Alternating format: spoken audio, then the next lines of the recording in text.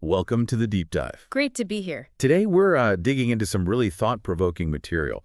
It's from a book looking at intellectual life. Right. And not just, the academic version stuck in universities. Exactly. It suggests it's something, well, much more human, full of hidden joys, maybe some unexpected struggles too. Yeah, something available to anyone, really, though maybe not always where we expect to find it or demanding things we don't anticipate.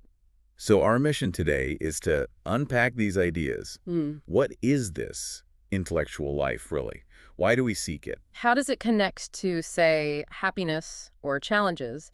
And how does it exist outside those formal institutions? Let's get into it. Okay, so the source kicks off right back in childhood. It talks about this early, almost pure joy in just learning things. Yes, I loved that part.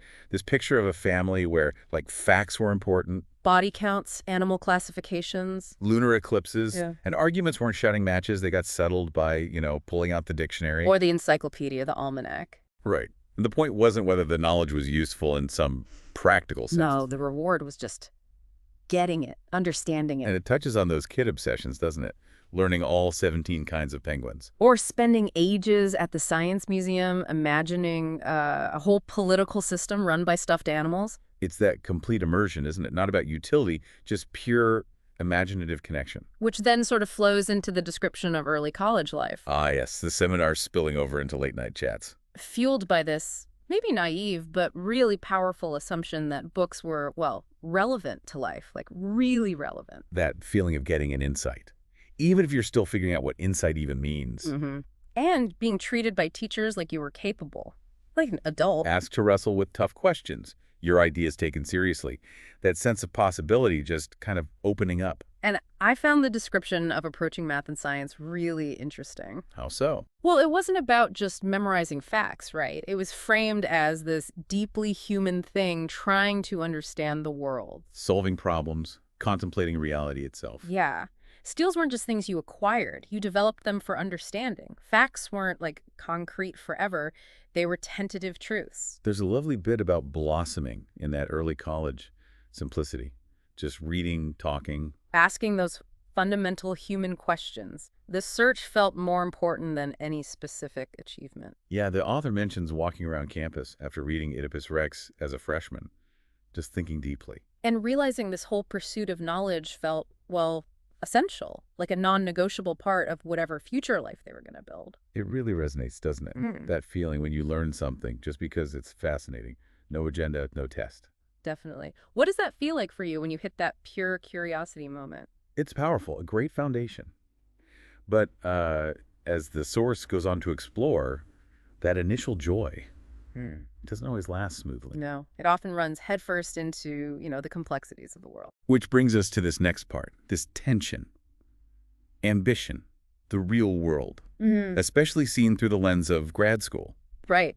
The source says grad school was connected to that earlier joy, sure, by these invisible but powerful threads. Right. But it also quickly introduced this complex social hierarchy. You started learning who was in, who was out. Whom to admire, whom to subtly, look down on. And that chilling moment of realizing how fragile your own place felt within that system. That fear of judgment, obsessively trying to read people for signs of approval. Feeling like you personally were uniquely close to failure, teetering on the edge. Which connects to that deep desire for prestige, for validation. Absolutely. The book shares that really weird, vivid dream. Oh, the one about the respected teacher. Yeah, who, it turned out, only cared about being nice because he secretly wanted to be loved, adored, worshipped. Wow. That really captures that shift, doesn't it? Yeah. From internal engagement to seeking external applause. And then the source describes how real-world events can just shatter that academic bubble. It talks about being on campus on 9/11, watching the towers fall. Described as hitting a reset button. Everything just went blank. And the immediate reaction wasn't more philosophy, was it? No, it was almost visceral, wanting to ditch the books, the classics, and just do something. Action in international affairs. Even if, as the author admits, That impulse was based on ignorance and slogans. And alongside the sort of nationalistic feeling, there was this unexpected wave of kindness, of compassion. Helping someone who dropped papers, seeing vulnerability differently, talking more openly. But what's really raw and honest is the author admitting how puzzlingly new those moments felt. And that troubling feeling when they started to fade. Yeah, even confessing to almost wishing something else terrible would happen, just to get back that intense clarity and connection. It's quite a confession. But that disenchantment with academic life, that stuck around. A growing sense of belonging more to the wider human community, not just the scholarly one. And questioning the value of abstract study when faced with real, massive suffering. Academic life started feeling, well, insular. Outside events felt pre-digested, filtered, softened. Leading to this longing for direct engagement with reality, unfiltered. And sparking that critical question, was this academic path selfish and narrow? The book calls this one of the first unconscious bargains made when facing these deep doubts. And that feeling deepened, didn't it? Through faith, apparently. Yeah, faith presented suffering not as just an event, but as like omnipresent, always demanding a response. Which stood in stark contrast to what felt like the shallowness of academic life, focused on status, approval. Or feeling superior. The example of the academic dinner party. Oh yeah, fine wines and European trips while the world burns, essentially. So that pure joy of learning really crashes into ambition, social games, and the sheer weight of the world's pain. It forces a rethink. A major reevaluation. Which leads into this really powerful idea the book explores next, intellectual life as a kind of refuge. A refuge from the world. It uses that Plato quote, doesn't it? The philosopher taking shelter. Taking shelter from the storm of lawlessness. And it paints these really vivid, almost harsh pictures of what the world can be. Like the anxious striving in that luxury Paris apartment building. All status-obsessed kids overwork for their parents' approval. Built on the invisible work of others. Or just the sheer brutal deceit of fascist regimes. The lies, the informants, the prison's crushing dissent. And that heartbreaking story of the young African-American man in the interwar North. Denied everything, family broken, ending up in prison just trying to survive. These are tough images, a world you might understandably want some shelter from. And against that backdrop, the book suggests intellectual life turns our focus somewhere else. Towards a mysterious subject, the thinking person. The idea that individuals have this hidden worth or dignity. Something beyond social value, right? Beyond wealth, status, achievements. Exactly. And it stresses the importance of inwardness, having a mysterious object of attention. But it's careful to say this isn't just like passively zoning out. Right. Not endlessly scrolling social media or obsessing over your looks. That's not the kind of inner life it means. It uses that really striking image of Mary reading. Yeah, think of those paintings. She's often alone, totally focused, maybe books around her. It highlights her solitude, her deep study, her independence from what society expected of her. And the idea is that this inward focus, this engagement with scripture, is what enabled her radical choice. To say yes to the angel, despite knowing the huge social cost. The church fathers saw her as a model, and that enclosed space in the paintings signifies that withdrawal needed for inner strength. It's not just background detail. Another example given is Einstein, in the patent office. A worldly cloister, the book calls it. I like that.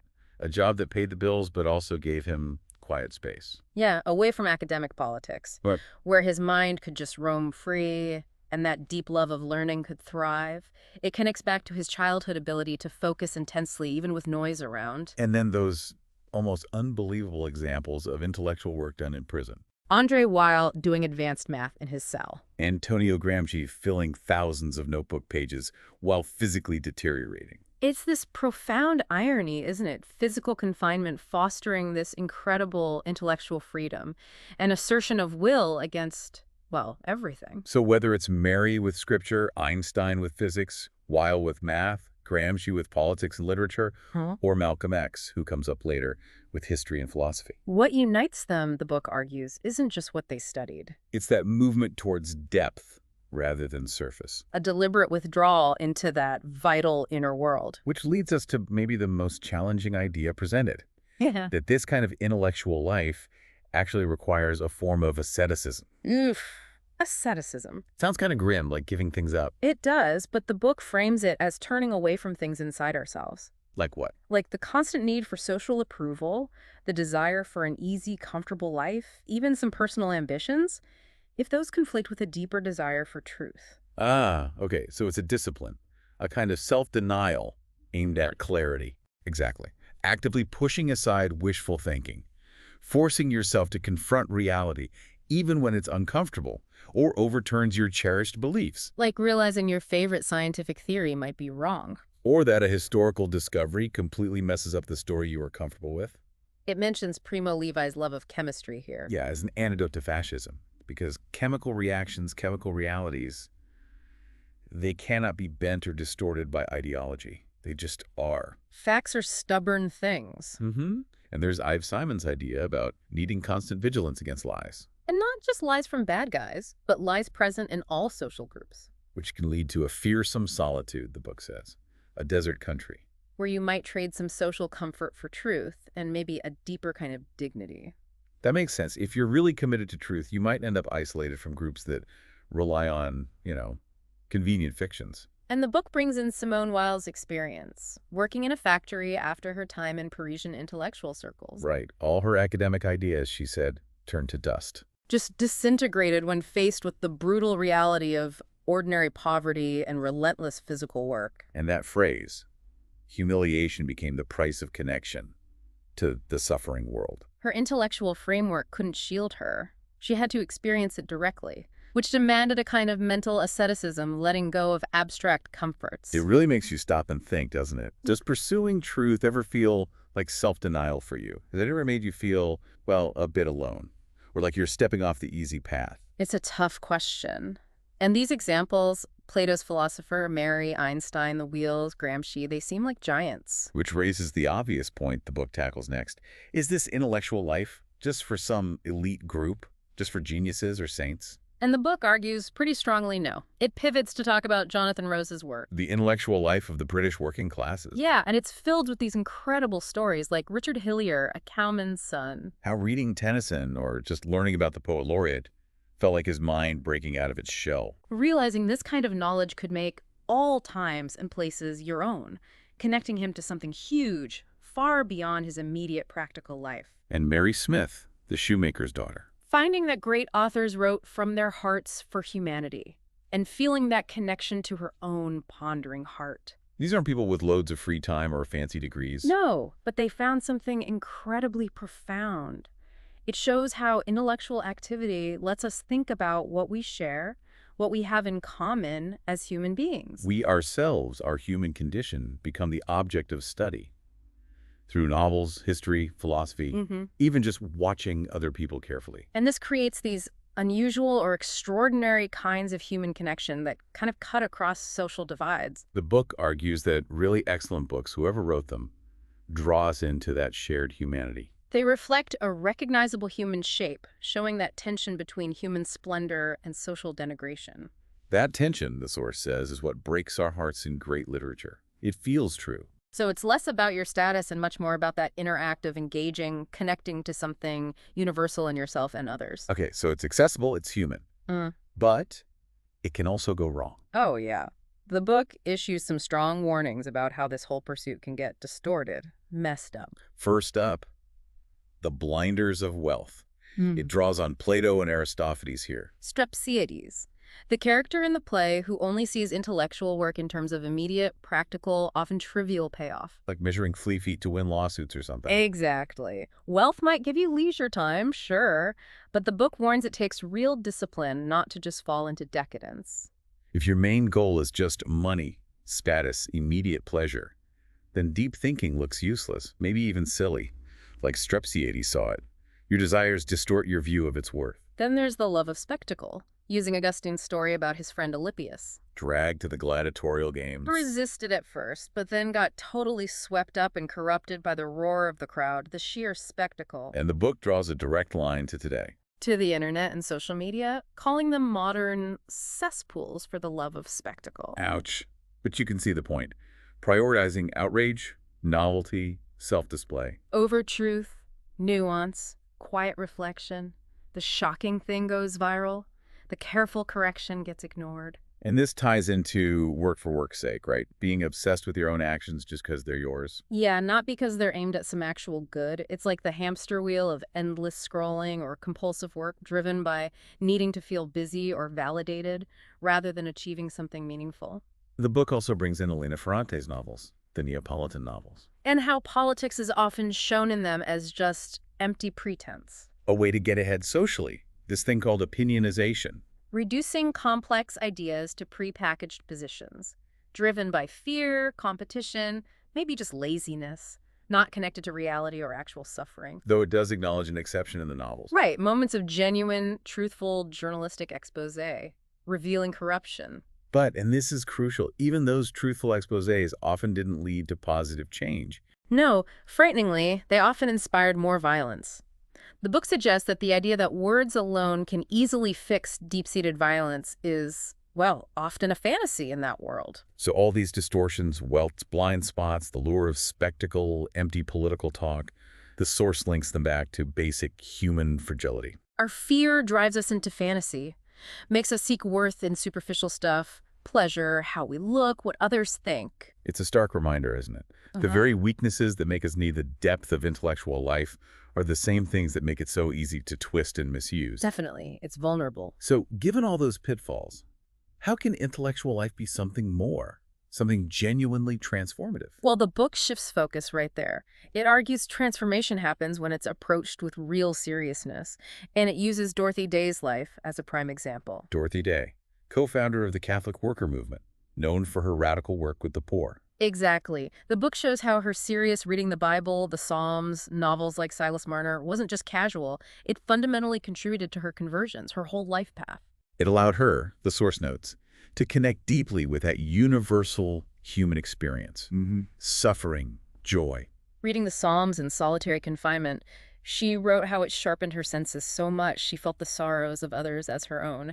That famous line. I was no longer myself, I was man, identifying completely with the oppressed. That's the kind of transformation the book seems to be pointing to. It's not just about collecting facts, it's about deepening your identity, expanding your empathy to the point of radical action. And it stresses, this isn't automatic. You don't just read a book and become a saint. No, it requires hard thinking, driven by your deepest desires. For Day, that intense desire for truth and love for humanity, nurtured through reading and reflection, translated directly into serious hands-on service. And it circles back to that idea of the inner world, doesn't it? Cultivated through this kind of work. It quotes Charles Campbell, the cotton spinner, finding a source of enjoyment within himself that the world never dreams of. This inner dignity, this refuge built through intellectual work, it isn't canceled out by poverty or bad circumstances. It's a kind of freedom that external power struggles to touch. And the book argues that excellent books, wrestling with fundamental questions, they confound us. They're not supposed to be easy. Apparently not. They challenge our easy judgments, force us to confront complexity. Like reading about a slave owner or a Nazi and having to grapple with their humanity, however uncomfortable. Or hitting paradoxes in math or science that mess with your head. Or being completely thrown by characters like Don Quixote or Fanny Price. And this struggle, this being confounded, is presented as good, necessary. Yeah. It fosters a kind of dissatisfaction that pushes you toward deeper understanding, stops you from settling for easy answers or superficial opinions. Which then leads to a bit of a critique, a lament maybe in the book about modern academic institutions. Seeing them as sometimes prioritizing utility, metrics, things you can easily measure. Over those deep human questions, over the actual practice of teaching. Right. Rewarding research that might be disconnected from teaching, diminishing the value of that person-to-person passing on of how to think, how to engage seriously.